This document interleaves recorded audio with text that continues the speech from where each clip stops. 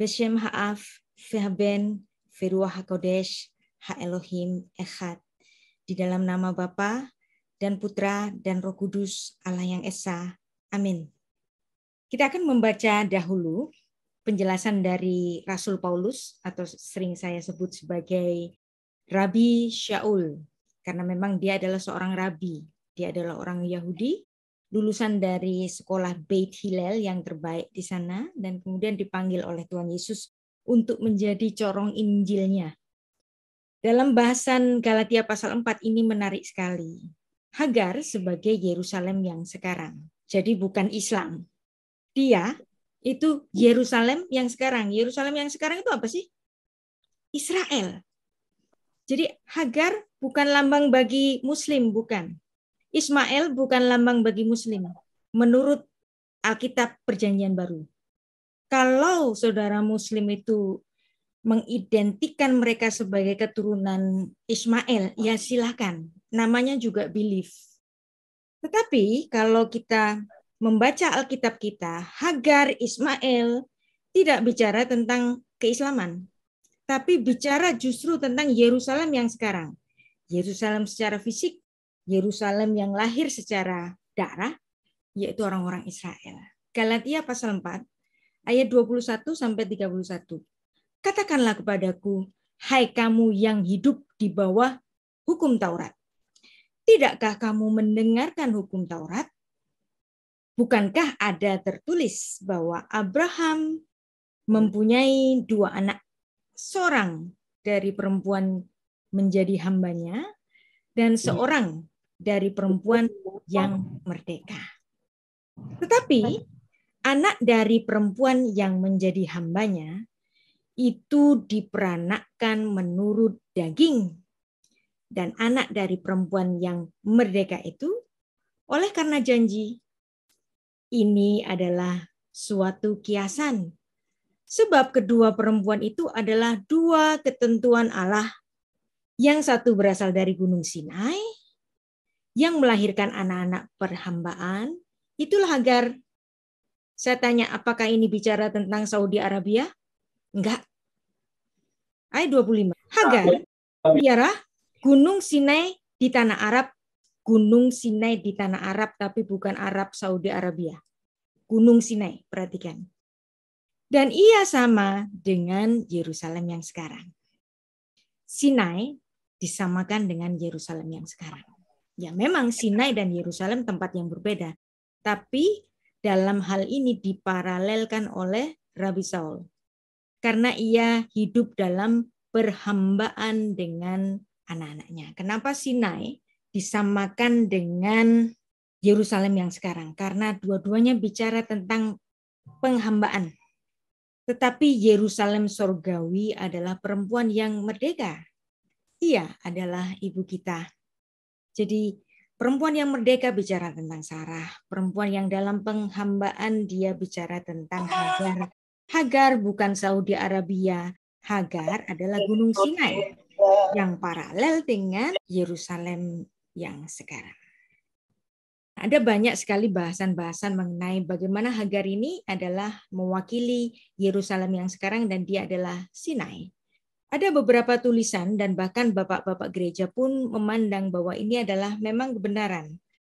Contohnya adalah khotbah dari Bapak Gereja Agustinus. Dan ada banyak bahasanya dalam tulisan-tulisan ilmiah Kristen, jurnal-jurnal ilmiah. Dan di sini Bapak Gereja Agustinus itu mengatakan bahwa orang-orang Yahudi adalah keturunan Hagar. Namun kita perlu berhati-hati ya dalam menyikapi hal ini. Sebab dari interpretasi liar zaman medieval, gereja berubah menjadi penganiaya orang-orang Yahudi dengan inkuisisi yang dilakukan oleh gereja Katolik Roma dan juga orang-orang Protestan zaman Reformasi. Ketika Kristen menguasai Eropa pada zaman Reformasi, orang-orang Kristen berdasarkan Galatia pasal 4 ini menganiaya orang-orang Yahudi yang mereka anggap sebagai keturunan Hagar. Kenapa hari ini bisa demikian? Karena ini didasari dari pemikiran rasis. Nah, belief apapun, kalau ada rasisme, bisa menyimpang. Apa yang dikatakan oleh Rasul Paulus, Rabi Saul itu betul. Tapi hati-hati ketika membaca hal ini, karena ini bisa mengarah kepada rasisme. Dan bahkan kebencian kepada keturunan Yahudi yang dianggap sebagai keturunan Hagar ini, kemudian menimbulkan anti-Yahudi atau anti-Semit yang berkembang di Eropa. Memang di Alkitab Perjanjian Baru, misalnya kalau Anda membaca di Kitab Wahyu, penganiayaan oleh orang Yahudi pada abad pertama kepada orang Kristen. Dan itu banyak ditulis juga, misalnya dalam Kisah Para Rasul 13 ayat 50, dan kemudian bahkan di Kitab Wahyu itu ada yang disebut dengan jemaah iblis. Jemaah iblis ini ditujukan kepada orang-orang Yahudi yang menentang penginjilan bagi Kristus. Bahkan ada tahta iblis dalam Wahyu 2 ayat 13. Hal ini kalau diterus-terusan bisa membuat menyimpang pada sikap rasisme. Contohnya dalam Perjanjian Baru. Misalnya dalam kisah Stefanus. Stefanus itu dianiaya oleh orang Yahudi. Dalam Kisah Para Rasul 59 sampai 50 dia dirajam batu sampai mati. Dan kemudian dalam Kisah Para Rasul 13 ayat 50 dikenakan kepada Rabi Saul bahwa orang-orang Yahudi menghasut perempuan-perempuan terkemuka dan kemudian menganiaya Rasul Paulus dan Barnabas dan mengusir mereka dalam kegiatan penginjilan mereka. Ada banyak sekali catatan-catatan memang seperti ini. Tapi bukan berarti nanti orang Kristen boleh balas dendam, enggak ya. Dan kita juga harus tahu bahwa pada zaman para rasul, gereja belum ada. Kapan ada gereja yang khusus untuk orang Kristen? Gereja baru ada, bangunan gereja secara khusus ada itu setelah perpecahan antara Yahudi dan Kristen. Sebelumnya pada zaman para rasul, orang Yahudi, orang Kristen itu beribadah di tempat yang sama. Bahkan mereka masuk ke bait Allah bersama-sama atau di sinagog. Jadi gereja yang pertama yaitu komunitas awal para pengikut Kristus, mereka terdiri dari orang-orang Yahudi beribadah di sinagoga. Nah, berarti di sinagog ini ada dua bagian orang. Orang yang sudah percaya Yesus dan bagian orang yang belum percaya Yesus.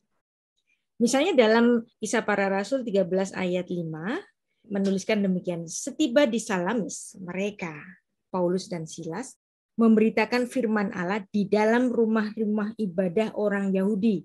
Rumah-rumah ibadah orang Yahudi ini adalah sinagog. BBT Hakenesiot. Bahasa Yunaninya Tais Sunagogais. Berarti betul-betul ada di sinagog. Jadi belum ada gedung gereja. Kapan nanti itu bisa terpisah antara Yahudi dan Kristen?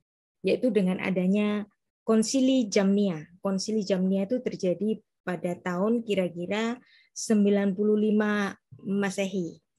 Yang dimana sudah mulai banyak konflik antara orang Yahudi yang percaya Kristus dan orang-orang Yahudi yang belum percaya Kristus. Ada dikotomi di situ.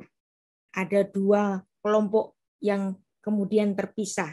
Nah, melalui Konsili Jamnia ini kemudian mereka mengadakan suatu keputusan bahwa orang-orang Yahudi yang percaya Yesus itu nggak boleh lagi masuk ke sinagoga. Nah, dari situlah mulainya terpisah antara orang Yahudi yang percaya Kristus dan orang Yahudi yang belum percaya Kristus. Dan di situ pula diputuskan hal-hal yang lain termasuk kanonisasi Perjanjian Lama. Dari sinilah terjadi perpisahan menjadi agama Kristen dan agama Yahudi. Mulai dari sini. Sebelumnya sama. Nggak ada agama Kristen, nggak ada agama Yahudi yang dipercaya mereka ya sama-sama beribadah di sinagog. Nah, dari buku ini, ya, dari buku yang ditulis oleh Profesor Daniel Boyarin, ini mengatakan bahwa perpisahan dimulai dari Konsili Jamnia atau mungkin bahkan setelah peristiwa Bar Kokhbah tahun 135 Masehi. Jadi perpisahan itu terjadi antara mungkin tahun 95 Masehi atau tahun 135 Masehi. Dari sinilah kira-kira terjadi Konsili Jamnia, dan kemudian ada juga yang namanya Birkat Haminim. Ini kutukan kepada kaum bidat. Jadi orang Yahudi yang percaya Yesus itu dianggap sebagai kaum bidat dan mereka dikutuk oleh orang-orang Yahudi. Anda bisa bayangkan kalau ada doa kutukan untuk orang Yahudi yang percaya Yesus, berarti kan benar-benar ada permusuhan di situ. Siapa yang menulis ini? Dia adalah Shmuel Hakatan. Disebut dengan Birkat Haminim, kutukan kepada kaum bidat. Jadi orang Kristen dianggap sebagai kaum bidat. Jadi dari sini yang menyusun adalah Shmuel Hakatan. Shmuel Hakatan ini menyusun doa kutukan bagi kaum bidat, tapi Anda harus membaca di sini ya, dalam bahasa Ibrani di sini. Leshanah akheret shekhacha. Jadi walaupun Shmuel Hakatan ini mungkin ya pada saat itu marah benar sama orang-orang Kristen. Jadi Anda harus tahu bahwa Konsili Jamnia itu dilaksanakan pada tahun sekitar tahun 95 Masehi. Pada tahun 70 Masehi, itu Bait Allah di Yerusalem itu runtuh. Nah, Anda bisa membayangkan, murid-murid Kristus ini mungkin ngeledek atau mungkin mengatakan, tuh, kamu sih nggak percaya sama Yesus, Bait Allahmu sekarang runtuh. Nah, apa yang terjadi bukannya mereka percaya Yesus, tapi justru kekeh kepada agamanya sendiri. Nah, dari situ mungkin golongan Shmuel Hakatan ini marah. Maka mereka menyusun doa kutukan bagi kaum bidat itu, tapi Anda harus perhatikan ini, bahwa Leshana akheret shekhacha, bahwa pada tahun berikutnya Shmuel Hakatan ini lupa. Artinya dia sudah mengampuni itu. Tapi yang terjadi apa? Sudah kadung marah ini orang-orang Kristen. Nah, jadi inilah Birkat Haminim yang ditulis pada saat itu, kutukan kepada kaum bidat, dan Shmuel Hakatan ini adalah penulisnya. Tetapi kita harus mengingat bahwa Shmuel Hakatan sebenarnya nggak seterusnya marah. Leshana akheret shekhacha. Jadi dari situ ada latar belakang antara perpisahan orang Yahudi yang percaya Yesus dan orang Yahudi yang belum percaya Yesus, dan kemudian juga dipicu dengan tulisan dari Rasul Paulus Galatia pasal 4 yang dimana orang Kristen menempatkan diri mereka sebagai keturunan Sarah, ya. Sedangkan orang Yahudi itu keturunan Hagar yang masih di dalam penghambaan hukum Taurat. Setelah itu, setelah sudah menjadi agama Kristen, sejak pada abad keempat ini, nah kemudian mulai pada tahun 1054 terjadi perpisahan, yaitu dengan adanya skisma besar antara Ortodok Timur dan Ortodok Barat, dan kemudian yang Katolik Barat ini berubah nanti pada abad ke-15, ada protes dari Martin Luther, dan kemudian ada yang namanya gerakan Protestan, dan melahirkan satu aliran baru, yaitu aliran Protestan. Nah, jadi dari Galatia pasal 4 dan juga pemicu Birkat Haminim tadi, dan kemudian juga khotbahnya dari Bapak Gereja Agustinus yang menyatakan bahwa orang-orang Yahudi itu adalah Hagar, dan kemudian timbullah seperti kayak balas dendam tuh orang-orang Kristen yang di Eropa. Apalagi setelah itu di Eropa agama Kristen menjadi agama yang mayoritas. Dan kemudian bahkan setelah reformasi dari Martin Luther, kebencian atau antisemitisme gerakannya itu semakin masif.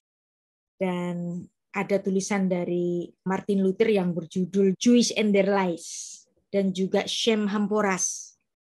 Di situ menuliskan banyak sekali kebencian-kebencian kepada orang-orang Yahudi. Berkaca dari situ, ada zaman kegelapan Katolik dan Protestan yang dimana gantian nih, kalau di Perjanjian Baru itu orang Yahudi menganiaya orang Kristen, nanti pada zaman medieval, pada zaman abad pertengahan itu, Gereja Katolik Roma dan Gereja Protestan itu juga melakukan penganiayaan kepada orang Yahudi, kayak balas dendam. gereja berubah menjadi jemaat iblis. Kalau di kitab Wahyu itu ada jemaat iblis dikenakan kepada orang Yahudi, tetapi ada satu waktu di Eropa itu gereja itu bisa dengan sangat garang. Terhadap hal ini, saya menulis sebuah tulisan ilmiah, jurnal ilmiah yang judulnya Allah yang Murka, Luther yang Murka, dasar teologis Luther atas sikap anti-Yahudinya. Dan ini untuk menunjukkan kepada kita bukan untuk saling marah, tetapi saling introspeksi diri. Bahwa orang Kristen pada zaman pertengahan juga pernah melakukan kesalahan yang berat. Dari situ, orang-orang Kristen itu sudah mulai meninggalkan keyahudian dari Perjanjian Baru. Perjanjian Baru walaupun ditulis dalam bahasa Yunani, tetapi para penulisnya adalah orang-orang Yahudi dan menulisnya dalam latar belakang antropologi dan filsafat Yahudi. Nah, dari sini, kemudian setelah berkembang di Eropa, orang-orang Kristen itu sudah mulai meninggalkan keyahudian. Ada satu buku yang ditulis oleh Profesor John Digar, yaitu Our Lost Legacy, yang mengatakan bahwa kekristenan itu bagaikan anak durhaka yang tidak mau mengakui orang tuanya. Padahal akar kekristenan adalah Yudaisme. Tanpa Yudaisme, kekristenan tidak pernah ada. Jadi kekristenan itu lahir dari Yudaisme. Apabila kekristenan tidak mau mengakui akarnya yang berasal dari Yudaisme, ini adalah penyimpangan sejarah yang paling ironis. Ini menurut tulisan dari Profesor John Digar. Sekarang bagaimana Hagar dalam narasinya umat Muslim? Sosok Hagar dalam kalangan Islam dinarasikan sebagai seorang putri dari raja dari sebuah dinasti yang bernama Maghrib. Kemudian karena kerajaannya ini kalah, kemudian Hagar itu menjadi budak. Dan di sini mereka mencoba mencari root dari keislaman itu yang mereka klaim bahwa mereka lahir dari keturunan Hagar. Jadi mereka mengklaim dirinya sebagai keturunan Ismail. Tapi kalau Anda membaca sepanjang Alkitab, Perjanjian Lama maupun Perjanjian Baru, tidak ada sekelumit pun Hagar ini disebutkan untuk melahirkan golongan orang-orang Arab yang ada di selatan. Bahkan nanti orang-orang keturunan dari Ismail itu tinggalnya tidak di selatan, tetapi tinggal di Arab Utara. Jadi kalau Anda pernah jalan-jalan ke Lebanon, jalan-jalan ke Yordania, ke Petra, itu adalah daerah-daerah yang pernah ditinggali oleh keturunan-keturunan Ismail. Yang artinya keturunan Ismail tidak tinggal di selatan, tetapi tinggal di utara. Tapi pun, kalaupun orang Muslim menganggap diri mereka adalah keturunan dari Abraham melalui Ismail, ya silakan, namanya juga belief ya. People can believe what they want to believe. Itu namanya freedom of faith. Tapi kalau kita membaca Alkitab kita, yang namanya keturunan Ismail itu bukan orang-orang di Saudi Arabia. Ada juga yang mengatakan bahwa Islam itu identik dengan Kedar. Atau bahkan Kedar ini dinubuatkan oleh beberapa nabi-nabi. Di KKR itu Kedar itu disamakan dengan Indonesia. Jadi dengan membaca kitab-kitab yang ada di Yesaya pasal 60 misalnya, daerah-daerah yang banyak pulau-pulaunya itu dianggap sebagai Indonesia. Sebenarnya ini semua hanya klaim saja, ini masih dalam ranah tafsir, tetapi bukan mutlak kebenaran. Kalau dianggap sebagai pulau-pulau, negara pulau-pulau, yang paling banyak pulaunya itu justru Swedia. Kemudian Norwegia, Finlandia, Amerika Serikat bahkan pulaunya jauh lebih banyak daripada Indonesia. Indonesia yang pulaunya terdiri dari 17.000 pulau itu ada di dalam urutan ke-6. Jadi seandainya dengan membaca kitab Yesaya pasal 60, Yesaya pasal 24, Yesaya pasal 41 mengklaim bahwa negara dengan kepulauan itu adalah Indonesia, itu semua masih dalam ranah tafsir, bukan kemutlaan. Ya, ada banyak orang yang mengaku nabi, nubuat, akhirnya nubuatnya nggak jadi kan. Sampai hari ini nubuat mereka juga nggak jadi sampai hari ini. Karena memang sebenarnya apa yang mereka klaim sebagai nubuat itu sebenarnya hanya tafsir belaka. Jadi kalau kita membaca Alkitab dengan benar, Ismail dan Kedar itu bukan simbol Islam, bukan. Walaupun banyak penerawangan nabi-nabi yang ada di KKR mengatakan bahwa Kedar adalah asal dari bangsa Saudi Arabia, itu adalah penafsiran yang salah. Artinya kita mengikuti belief mereka.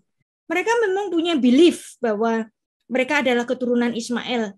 Ya biar aja, kenapa kita mesti ngikutin mereka? Alkitab kita tidak mengatakan bahwa Kedar adalah Islam, bukan. Ya, the kingdom of Kedar itu ada di Northern Arabian, bukan di Southern, di Northern. Artinya bukan Saudi Arabia. Kalau orang Kristen itu mengikuti beliefnya orang Muslim, itu kurang tepat. Orang Kristen harus konsisten dengan apa yang ditulis di Alkitab. Orang Muslim mengklaim mereka adalah keturunan dari Hagar dan Ismail, ya nggak apa-apa. Namanya juga tafsir, ya kan? Tapi Alkitab tidak berkata demikian. Kedar adalah suku yang ada di Arab bagian utara, jadi bukan Mekah, bukan Arab bagian selatan, bukan pusat agama Islam. Jadi inilah, people will always believe what they want to believe is due to the fact that the people often wish to create their own truth. Anything but truth that's real. Biar aja.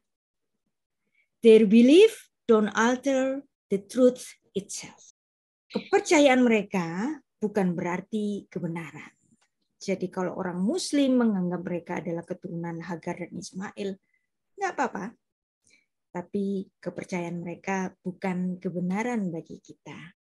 Dan kita harus mengingat, Alkitab itu ditulis dalam budaya patriarki. Apa itu budaya patriarki? Budaya yang mengedepankan keturunan laki-laki.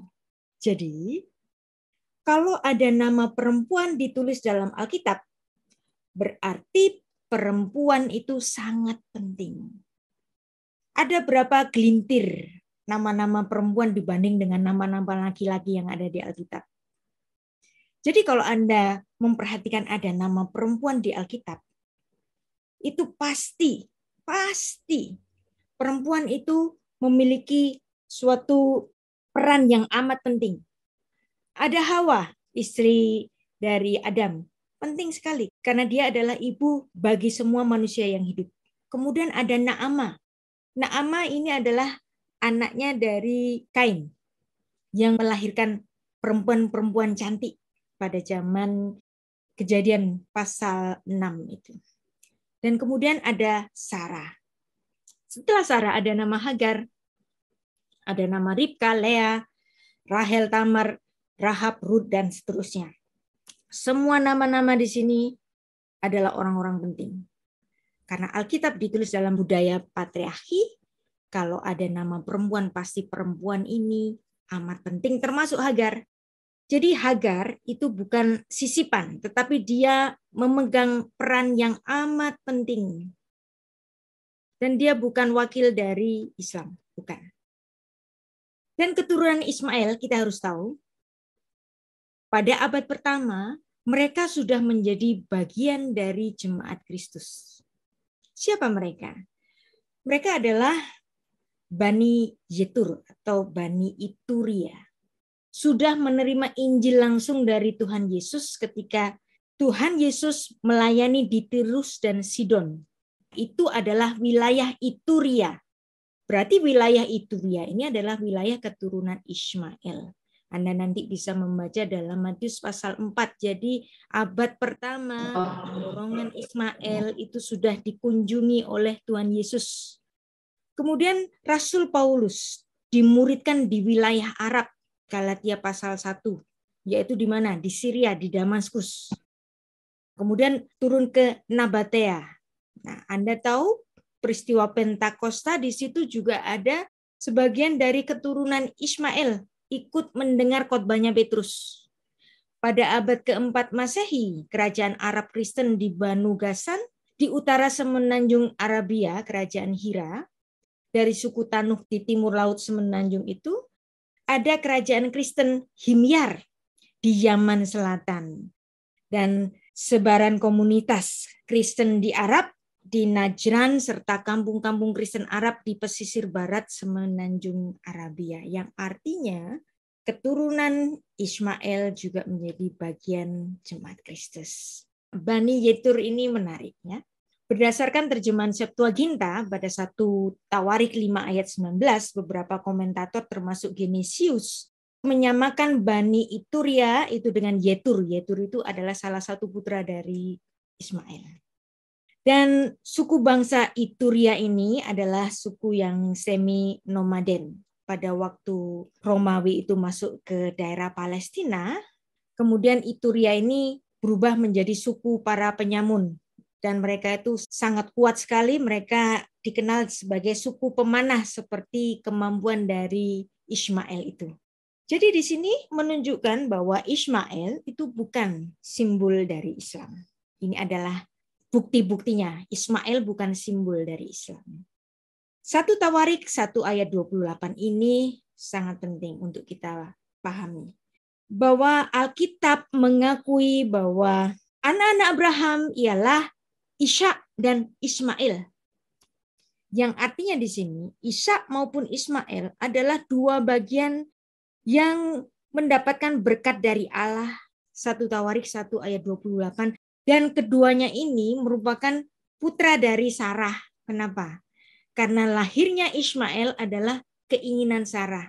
Yang dimana dari Hagar itu secara hukum orang-orang Semit waktu itu, Ismail menjadi putra bagi Sarah. Walaupun dilahirkan oleh Hagar. Maka dalam 1 Tawarik 1 ayat 28 dikatakan bahwa anak-anak Abraham ialah Ishak dan Ismail. Kenapa Ishak disebut lebih dahulu?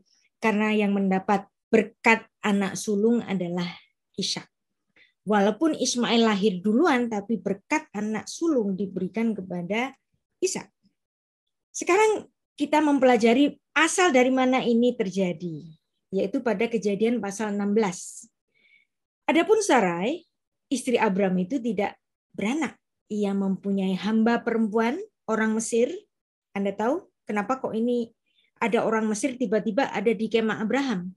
Karena Abraham dan Sarah pernah pergi ke Mesir, dan kemudian Fir'aunnya waktu itu naksir sama Sarah, dan ternyata waktu itu dia nggak tahu kalau ini adalah istri Abraham. Dan kemudian karena ada tulah di situ, maka kemudian orang-orang Mesir bahkan Fir'aunnya itu sendiri mengusir Abraham. Udah pergi. Kamu daripada nanti menimbulkan tulah di sini. Maka kemudian mereka memberikan sebagian dari harta mereka juga serangkaian dari orang-orang yang menjadi budak bagi Abraham. Nah, kemungkinannya adalah dari situ Hagar ini kemudian ditugaskan untuk secara khusus melayani sang nyonya.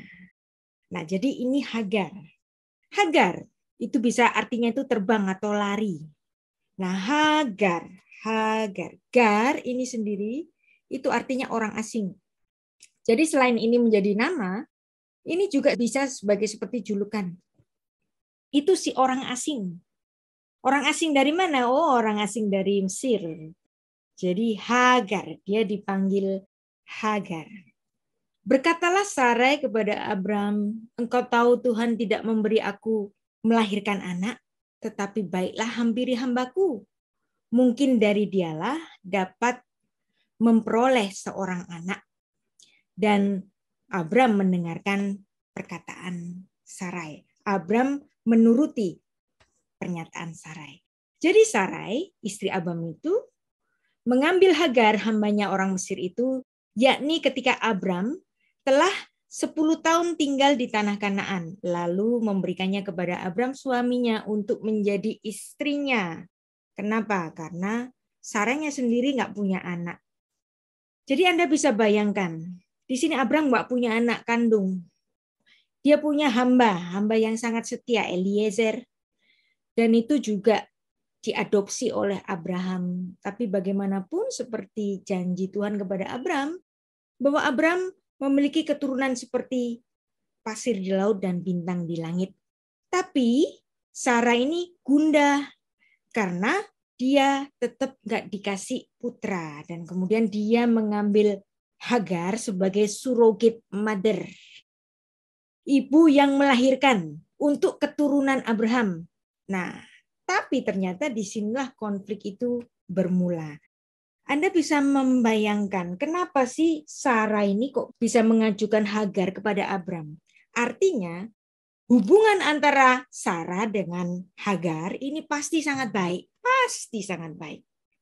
Saya percaya bahwa Sarah kala itu memiliki hubungan yang sangat dekat sehingga dia rela memberikan suaminya untuk diberikan kepada Hagar. Nah, dia mengatakan Ibaneh Mimena. Barangkali aku dapat membangun keluarga melalui Hagar. Dan disinilah konflik itu dimulai. Kita tahu dari kisah ini memberikan akhir kisah yang sedih dan menjadi suatu peringatan yang keras kepada semua orang yang ingin membangun dirinya dengan caranya sendiri tanpa melibatkan Allah. Salomo dalam hikmatnya memberikan peringatan tentang hal ini. Mazmur 127 ayat 1. Nyanyian ziarah Salomo. Jikalau bukan Tuhan yang membangun rumah, sia-sialah orang yang membangunnya. Jikalau bukan Tuhan yang mengawal kota, sia-sialah pengawal yang berjaga-jaga. Di sini dalam bahasa Ibrani mengatakan bahwa marilah barangkali aku dapat membangun keluarga darinya. Ibane Mimena, Fayishma Avram, Lekol Sarai. Dan kemudian Abraham menuruti Sarah itu. Ayat 4, Abraham menghampiri Hagar, lalu mengandunglah perempuan itu. Ketika Hagar tahu bahwa ia mengandung, nah ini adalah sifat manusiawi. Apa yang dilakukan oleh Hagar? Ia memandang rendah akan nyonyanya itu. Ya, dia lupa asalnya dia dari mana. Ketika dia merasa dapat memberikan putra bagi tuannya, si Hagar ini udah sombong. Dia memandang rendah akan nyonyanya itu. Kacang lupa kulit. Nah, kalau kisah ini terjadi, yang dimana Sarah tadi ingin membangun rumah tanpa melibatkan Tuhan, tapi apakah Tuhan itu akan berkata, ups, Sarah ngasih Hagar kepada Abraham, dikasih, tidur, hamil. Terus Tuhan bicara, ups, kok hamil sih? Kira-kira Tuhan bicara ups enggak sama Abraham? Mungkin enggak Tuhan itu bicara ups? Anda harus tahu bahwa Abraham adalah kekasih Tuhan. Tuhan tidak akan bicara ups kepada Abraham. Tuhan akan menyelesaikannya itu. Ya, ketika Hagar itu merendahkan nyonyanya sendiri, kemudian Sarah komplain kepada Abraham. Dia mengatakan demikian, ayat 5. Penghinaan yang kuderita ini adalah tanggung jawabmu. Akulah yang memberikan hambaku ke pangkuanmu, tapi baru saja ia tahu bahwa ia mengandung, ia memandang rendah aku. Tuhan kiranya menjadi hakim antara aku dan engkau. Wow. Tadi Sarah ingin membangun keluarga tanpa melibatkan Tuhan kan? Tapi sekarang dia merasa direndahkan, dia marah-marah ke Abraham. Wow. Dia nyalain pihak lain. Nah ini sama ya. Posisi antara Sarah dan Hagar ini sama-sama salah. Dan kita diperhadapkan dengan hal ini untuk sama-sama menilainya. Itu sering juga kita lakukan. Kadang-kadang kita yang memutuskannya sendiri, tapi ternyata ketika ada suatu hasil yang tidak sesuai dengan ekspektasi kita, kemudian kita nyalain orang. Ini sama persis dengan Sarah yang kemudian menyalahkan Abraham. Nah, Abrahamnya pusing dia, ya kan? Dia sangat mencintai Sarah. Kemudian Abraham bicara demikian. Hambamu itu, Hagar itu, di bawah kekuasaanmu. Kan dia adalah hambamu. Perbuatlah kepadanya apa yang kau pandang baik. Nah, apa yang terjadi? Dua perempuan ini bertikai. Lalu Sarai menindas Hagar sehingga ia lari meninggalkannya. Ini menarik. Ini betul-betul tipologi orang Israel. Kata menindas adalah anah. Dan kata anah nanti dikenakan kepada orang Israel. Jadi Galatia pasal 4 itu betul-betul mengarahkan bahwa Hagar adalah tipologi bagi orang Israel. Kata anah, menindas, itu juga dikenakan kepada orang Israel. Dan itulah tindasan yang dilakukan oleh Sarah kepada Hagar. Dia menindas Hagar di rumahnya sendiri. Hagar menjadi kalang kabut, menjadi nggak tahan dengan penganiayaan yang dilakukan oleh nyonyanya itu. Karena dia nggak tahan, maka dia lari keluar dari kemah Abraham. Dan ini menjadi tipologi bagi orang Israel. Ketika orang Israel berada di Mesir, Anda tahu Hagar berasal dari Mesir. Israel ditindas. Dan ketika kata penindasan ini menggunakan kata yang sama, anah. Kata penindasan yang dikenakan oleh Sarah kepada Hagar. Fayashimu alaf saremisim lemaan anoto besiflotam fayiven arei mishkenot lefaro et bidom veet Raamses. Jadi kata ana melakukan penindasan atas mereka, anoto penindasan atas mereka, ana terhadap mereka, ini dikenakan kepada orang Israel. Sama seperti ketika Sarah menindas Hagar.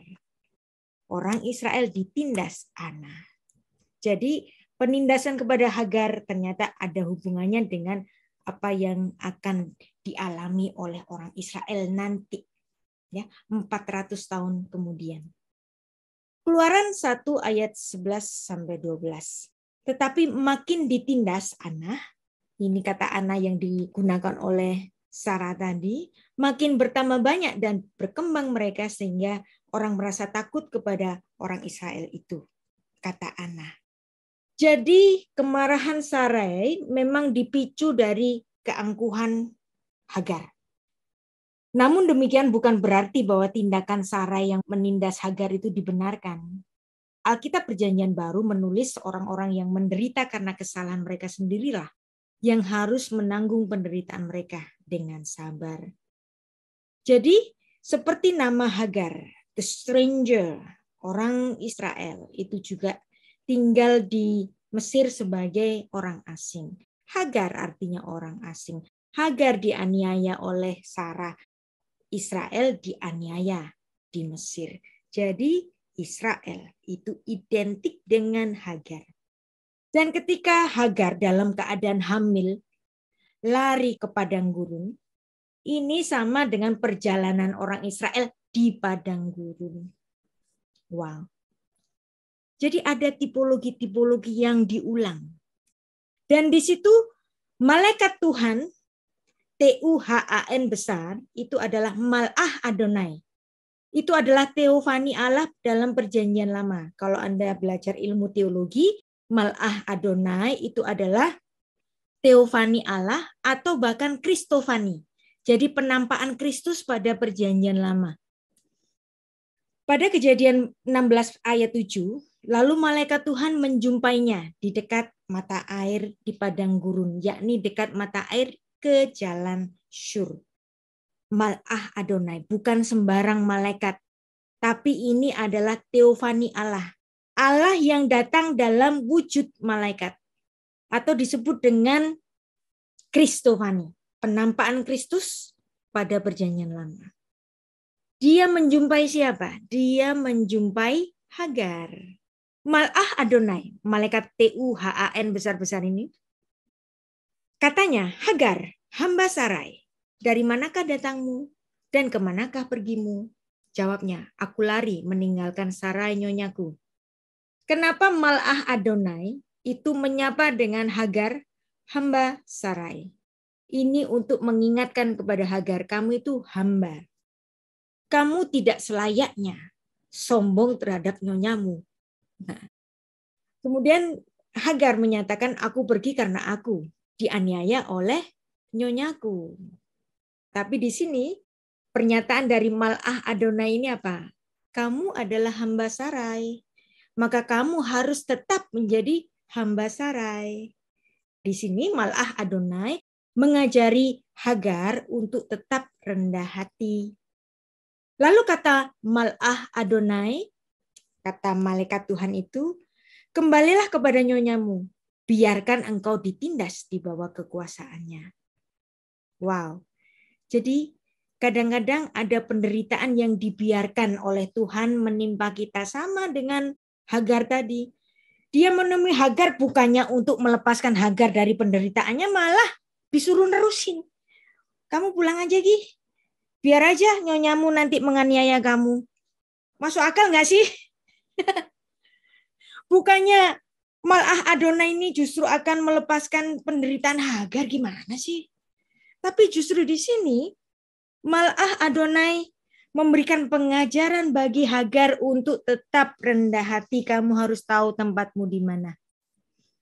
Nah, jadi malaikat Tuhan Tuhan besar-besar ini adalah lawatan yang pertama kali yang dilakukan oleh Tuhan kepada seorang perempuan. Perempuan pertama yang ditemui secara khusus oleh Tuhan itu bukan Sarah loh. Bukan. Siapa dia? Hagar. Jadi Hagar ini adalah orang yang memiliki posisi yang amat penting di Alkitab. Bukan kepada perempuan yang lain, tetapi kepada Hagar. Perempuan yang pertama kali ditemui oleh Tuhan secara teofani adalah Hagar, bukan Sarah. Jadi dari hal ini dan dari pengajaran ini, kita akan menggali lebih banyak apa maksud Tuhan menemui Hagar. Malaikat Tuhan menegur, dari mana datangmu, kemana pergimu, ngapain kamu lari? Dan Hagar menjawab dengan jujur, aku lari meninggalkan Sarai nyonyaku. Dan malaikat itu mengatakan, Mal'ah Adonai itu mengatakan, kembalilah ke nyonyamu, biarkan engkau ditindas. Dan menariknya apa? Apakah Hagar membantah Mal'ah Adonai ini? Hagar tidak membantah permintaan dari Mal'ah Adonai. Dia taat.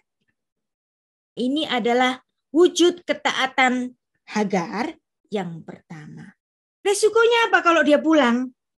Dia akan ditindas terus-menerus oleh sang nyonya. Tapi Hagar taat.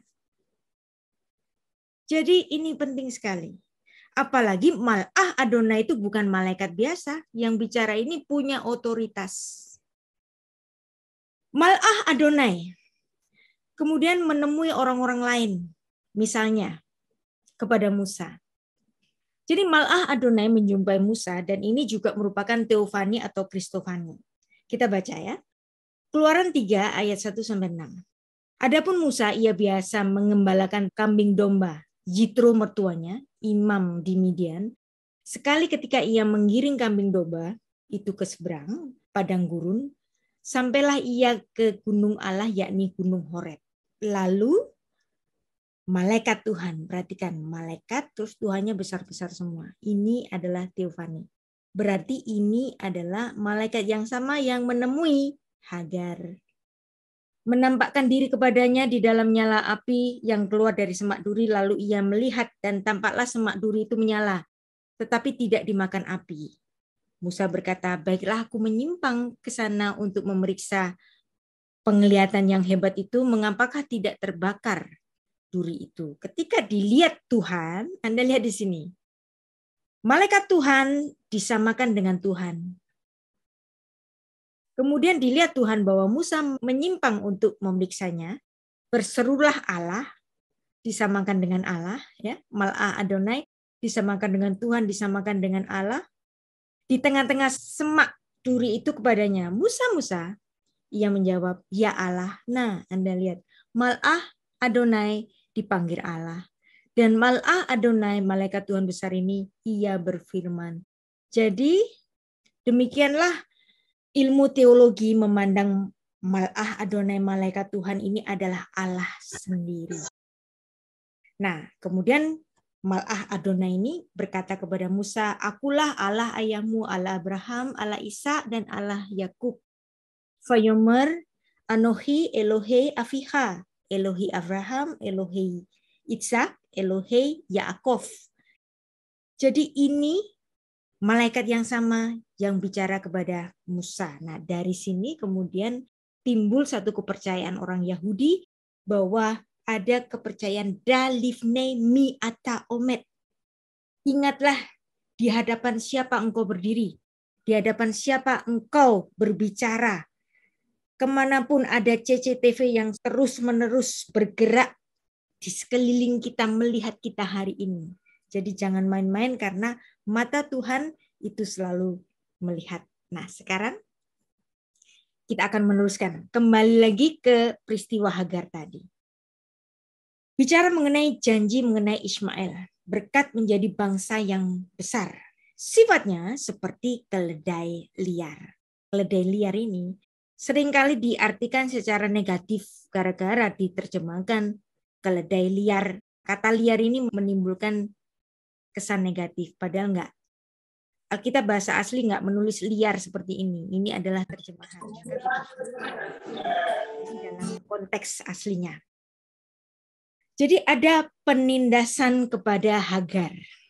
Ayat 10. Lagi kata malaikat Tuhan itu kepadanya, aku akan membuat sangat banyak keturunanmu. Berarti apa? Janin yang ada di perutnya Hagar. Sehingga ia tidak dapat dihitung karena banyaknya. Nah, di sini Mal'ah Adonai memberikan janji berkat. Janji berkat ini diberikan kepada siapa? Kepada Hagar yang tidak membantah ketika dia disuruh pulang menemui nyonyanya. Dari situ Tuhan memberikan berkat kepada janin yang ada di perutnya Hagar. Dia akan menjadi bangsa yang besar. Selanjutnya kata malaikat Tuhan itu, engkau mengandung dan akan melahirkan seorang anak laki-laki dan menamanya Ismail. Sebab Tuhan telah mendengar tentang penindasan atas kamu. Ismail. I-nya itu dia, Shema itu mendengar, El itu Allah. Jadi arti nama Ismail itu Allah yang mendengar. Mendengar kepada siapa? Mendengar kepada anak itu. Yang artinya ini Allah walaupun tahu Hagar ditindas, tapi Allah mendengar. Walaupun Allah membiarkan penindasan kepada Hagar, tapi Allah tetap mendengar. Dan di situ ada janji berkat. Jadi janji berkat itu bukannya langsung instan, tapi harus dilalui dengan apa? Lalui dengan penindasan yang harus dihadapi oleh Hagar itu. Allah mendengar penindasan terhadap Israel juga. Nah, kalau di sini di Kejadian pasal 16 itu Tuhan mengatakan bahwa Tuhan mendengar penindasan atas Hagar sehingga anaknya itu dinamai dengan Ismail. Dalam kitab Keluaran itu juga Tuhan mendengar penindasan kepada Israel. Keluaran 26 ayat 27. Maka kami berseru kepada Tuhan, Allah nenek moyang kami. Lalu Tuhan mendengar suara kami dan melihat kesengsaraan kami dan kesukaran kami dan penindasan terhadap kami. Vayishma Adonai, yang artinya kata mendengar ini antara yang ditulis dalam Keluaran pasal 26 itu paralel dengan Kejadian pasal 16. Sama ya. Nah, dari sini kita melihat ada 2 kali tipologi. Dari penindasan timbul berkat Israel. Hukum Allah, hukum Taurat itu diajarkan Musa di padang gurun. Hagar tadi ditemui oleh Mal'ah Adonai di mana? Di padang gurun. Hagar orang Mesir. Orang Israel tinggal di Mesir sebagai hamba. Jadi ini betul-betul perlambangan yang kemudian nantinya merupakan pengulangan yang dikenakan kepada Israel. Maka Galatia pasal 4 menempatkan Hagar sebagai tipologi Yerusalem yang sekarang itu benar. Karena memang ada paralelismenya. Jadi disinilah apa yang ditulis oleh Moshe Rabenu. Moshe Rabenu, Rabban Sekol Hanevi'im. Dia menulis kitab Torah dengan sangat cermat. Bahwa tidak kebetulan ada Hagar yang ditindas Sarah. Tidak kebetulan ada orang Israel yang ditindas di Mesir. Itu adalah kisah-kisah yang merupakan kisah intertekstual. Ada hubungan antar teksnya. Dan ada banyak sekali hal-hal semacam demikian. Torah itu diberikan oleh Tuhan di padang gurun. Iman diberikan oleh Tuhan kepada Hagar di mana? Di padang gurun. Bagi orang Israel, hikmat adalah harta manusia yang portable. Sejarah bangsa Yahudi telah beribu-ribu tahun berurusan dengan sesuatu yang portable. Dimulai dari keluarga Nuh, Batra Nuh itu portable. Kemudian Abraham pun berkeliling, berkelana, tidak punya rumah. Dia hanya tinggal di mana? Dia hanya tinggal di kemah. Nah, jadi urusannya orang Israel itu urusan dengan portable. Kemudian ada kemah suci, itu pun juga portable. Berarti ini juga mengajarkan kepada orang Israel bahwa Torah itu adalah portable treasure. Setiap orang Yahudi ketika mengeluarkan Torah, itu dia menyatakan dirinya di situ ada bangsa orang Yahudi. Nah, seorang penyair Jerman, Heinrich Heine, itu mengatakan demikian. Torah is the portable homeland of the Jew. Walaupun bait suci itu hancur mulai tahun 70 Masehi sampai sekarang, tapi karena ada Torah, maka bangsa Yahudi nggak pernah hilang. Sehingga nanti pada tahun 1948, orang Israel dapat berkumpul kembali dan membangun negara Israel di tanah suci mereka.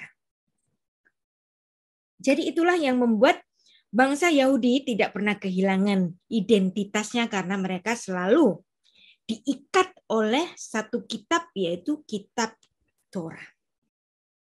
Penyampaian sejarah yang berulang itu juga mengikatkan orang Israel untuk selalu menjadi bangsa yang eksis sampai dengan hari ini.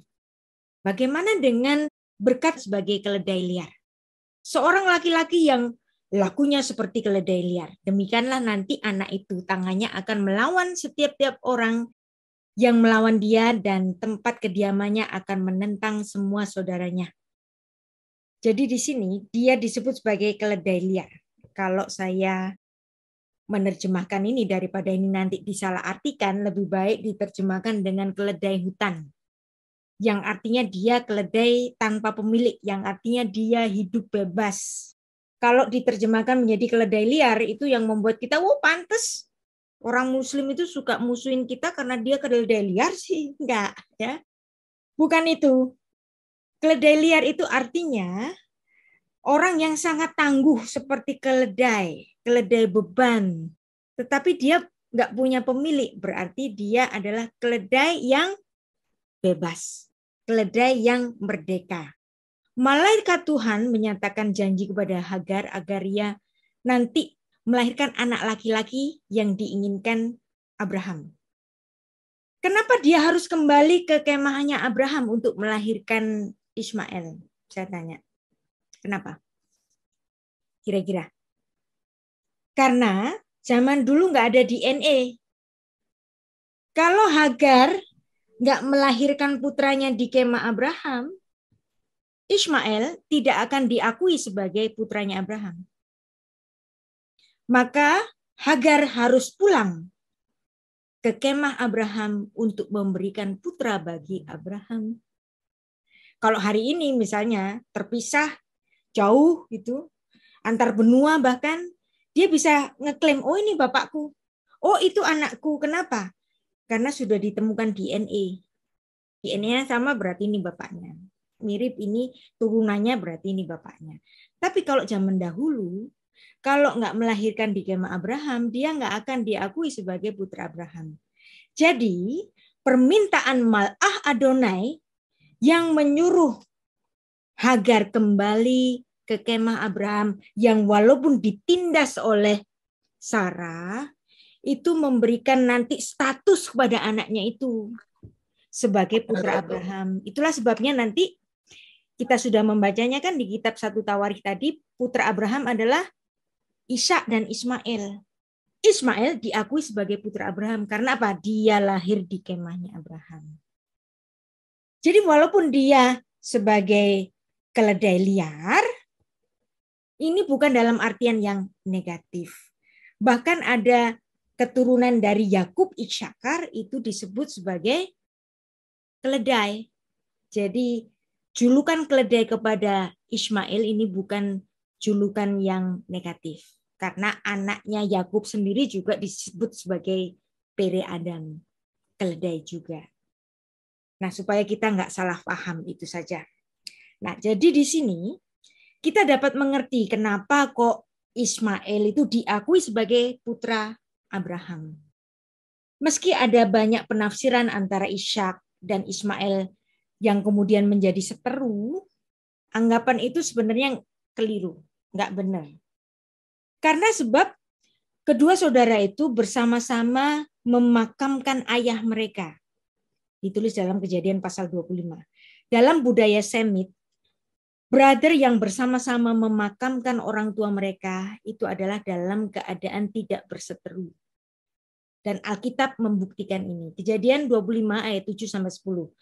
Abraham mencapai umur 175 tahun. Lalu ia meninggal. Ia mati pada waktu telah putih rambutnya, tua dan suntuk umur, maka ia dikumpulkan kepada kaum leluhurnya. Dan anak-anaknya, Anda lihat di sini, anak-anaknya Ishak dan Ismail. Kenapa ini disebut?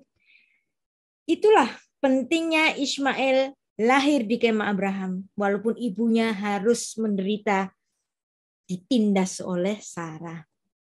Ishak dan Ismail menguburkan dia dalam Gua Mahpelah di padang Efron bin Zohar orang Het itu. Padang yang letaknya di sebelah timur Mamre, yang telah diberi Abraham dari Bani Het. Di sanalah terkubur Abraham dan Sarah istrinya. Kalau Anda mendengar kisah yang saya sampaikan tadi dengan pembacaan yang pelan-pelan ini, ya, kita melihat justru Hagar itu mendapatkan kualitas nabiah. Hagar adalah nabiah pertama di Alkitab. Nah, ada sumur Lahai-roi, BR Lahai-roi. Dan Anda harus perhatikan bahwa Hagar adalah satu-satunya perempuan yang memberi nama kepada Allah. Di sepanjang Alkitab, dari awal, dari Kejadian sampai Wahyu, nggak ada satu perempuan pun yang berani-berani ngasih nama kepada Allah. Satu-satunya perempuan yang berani memberikan nama kepada Allah itu Hagar. Dan Allah nggak marah. Dan Tuhan menampakkan dirinya kepada Hagar. Ini adalah kualitas kenabian. Membuat Hagar ditempatkan sebagai sang pelihat. Nah, nabi, kualitas nabi itu dia memiliki karunia penglihatan. Dan ini diterima oleh Hagar. Ayat 13. Kemudian Hagar, perhatikan, penting sekali ini. Kemudian Hagar menamakan Tuhan yang telah berfirman kepadanya dengan sebutan Engkaulah El Roy. El itu Allah, Roy itu melihat kepadaku. Sebab katanya, bukankah di sini kulihat dia yang telah melihat aku. Hagar melihat Tuhan, Tuhan melihat Hagar. Hagar memberikan nama kepada Allah.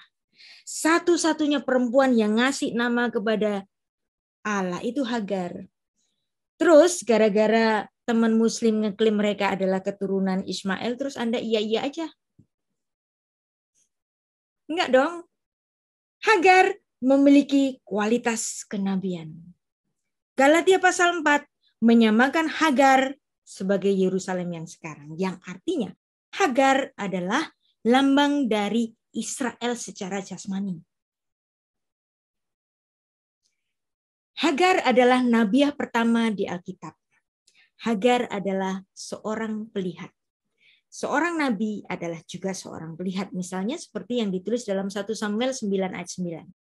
Mari kita pergi kepada pelihat, pergi kepada nabi. Ya, pelihat ini nabi. Sebab nabi yang sekarang ini disebutkan dahulu pelihat. Jadi pelihat itu sama dengan nabi. Hagar melihat Tuhan. Tuhan melihat Hagar. Sehingga dia menamakan Tuhan itu El itu Allah, Roy. Dia yang melihat kepadaku. El Roy. Kemudian di situ ada mukjizat air. Perhatikan. Ini adalah mukjizat air yang pertama kepada Hagar. Ini menarik. Ada mukjizat air. Nanti di padang gurun, ketika orang Israel di padang gurun, ada mukjizat air juga. Mukjizat air kepada Hagar itu terjadi 2 kali. Mukjizat air kepada orang Israel juga terjadi 2 kali. Jadi selalu paralel antara Hagar dengan Ismail. Ayat 14 saya baca. Sebab itu sumur tadi disebutkan orang sebagai sumur Lahai Roy. Letaknya antara Kadesh dan Beret. Dan ini nanti juga yang terjadi kepada orang Israel. Ada mukjizat air. Keluaran 17 ayat 4-7. Ada mukjizat air pertama bagi Israel. Nanti Anda baca di situ ketika orang Israel kehausan, mereka marah-marah minta air dan kemudian Tuhan memberikan mukjizat air. Hagar yang karena dia kesel ditindas oleh nyonyanya, marah-marah, minggat dari kemah Abraham, terus Tuhan juga memberikan mukjizat air. Orang Israel marah-marah sama Tuhan, Tuhan memberikan mukjizat pada air itu. Yang artinya sama-sama pernah mendapatkan mukjizat air 2 kali. Nah, kelahiran Ismail di kemah Abraham walaupun tidak dicatat dengan jelas, ini sudah menunjukkan kepada kita bahwa pada akhirnya Hagar itu pulang ke kemah Abraham. Jadi Ismail ini adalah anak dari perempuan hamba yang diperanakkan menurut daging. Galatia pasal 4. Yang mewakili orang-orang Yahudi yang tidak percaya. Galatia pasal 4 ayat 25. Karena Ismail memang lahir dari ketidakpercayaan Sarai yang dituruti oleh Abram. Jadi ini semua adalah kisah-kisah perlambangan yang nanti akan dilalui oleh orang Israel. Ayat 15. Lalu Hagar melahirkan seorang anak laki-laki bagi Abram. Ya, anak laki-laki bagi Abram berarti memang lahirnya di rumah Abram. Dan Abram menamai anak yang dilahirkan Hagar itu Ismail. Perhatikan, walaupun tadi nama Ismail digemakan kepada Hagar, tapi pada akhirnya Abram memberikan nama Ismail pada anak yang dilahirkan oleh Hagar itu. Dan karena ini lahir di rumahnya Abraham, maka Ismail menjadi anak angkat bagi Sarah. Abram berumur 86 tahun ketika Hagar melahirkan Ismail baginya. Nah, nama Ismail, perhatikan. Ini di sini, dia, Shema, mendengar, El.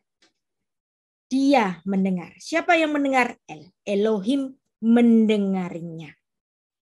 Allah mendengar keluhan Hagar. Nah, Anda tahu kalimat syahadatnya orang Israel? Kalimat syahadat atau profesus dari orang-orang Israel itu Shema. Kok sama? Ish, Shema, El. Dan Shema ini adalah syahadatnya orang Israel. Berarti apa yang dituliskan oleh Rasul Paulus dalam Galatia pasal 4 itu adalah benar.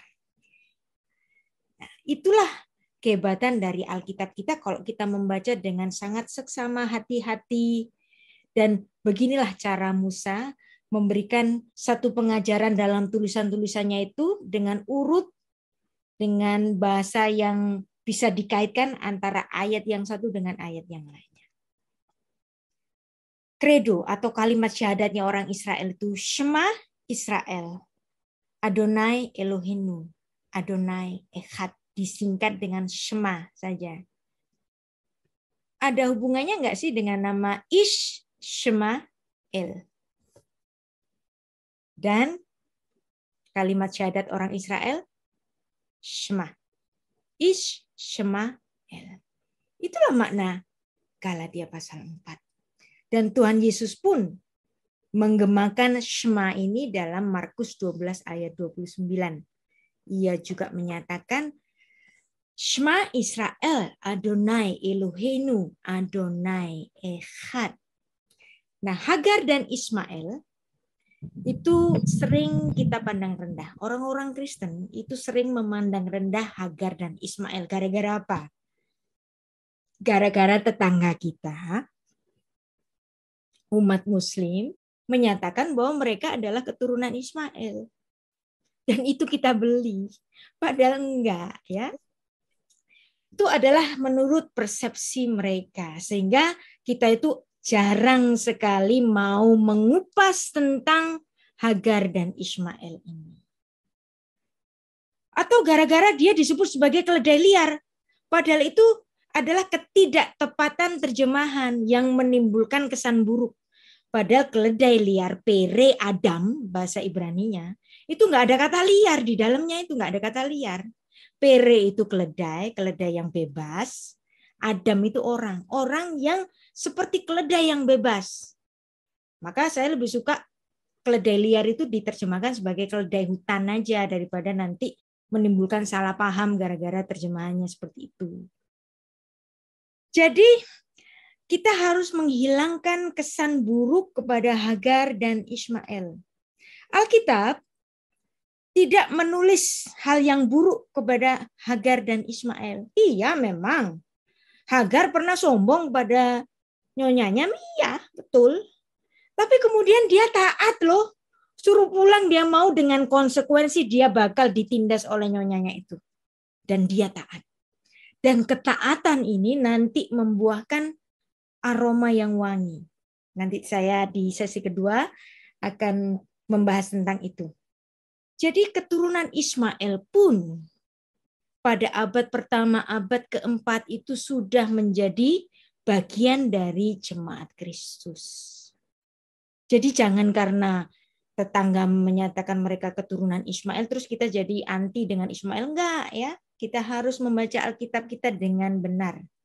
Alkitab tidak mengajarkan sentimen Yahudi versus Arab. Enggak. Alkitab hanya menyatakan ini loh. Ini Ismail, ini Ishak. Tapi tanpa mengajarkan sentimen Yahudi melawan Arab. Enggak demikian.